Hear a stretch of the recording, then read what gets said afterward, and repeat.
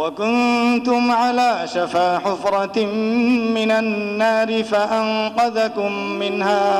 সিলেটের গোলাপগঞ্জে জুম্মার খুতবা চলাকালে মৃত্যুর কোলে ঢলে পড়েন মসজিদের ইমাম ও খতিব মাওলানা মহিবুল হক। শুক্রবার উপজেলার সদর ইউনিয়নের ফাজিলপুর খোরাসানী জামে মসজিদে এই ঘটনা ঘটে। স্থানীয়রা জানান, জুম্মার নামাজের দ্বিতীয় খুতবা দেওয়ার সময় অসুস্থ হয়ে মাটিতে ঢলে পড়ে।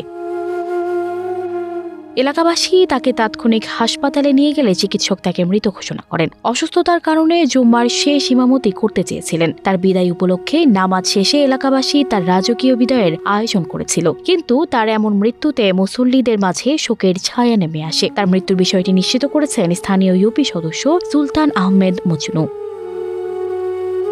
মাওলানা মহিবুল হক কানাইঘাট উপজেলার রাজাগঞ্জ ইউনিয়নের লালার চক গ্রামের বাসিন্দা। প্রায় 10 বছর ধরে ফাজিলপুর খোরাসানী জামে মসজিদের ইমাম ও খতিব হিসেবে দায়িত্ব পালন করে আসছিলেন। এর আগে তিনি উপজেলা চৌখড়ি গ্রামে মসজিদে ইমাম ছিলেন। সানজিদা রহমান, প্রবাস খবর।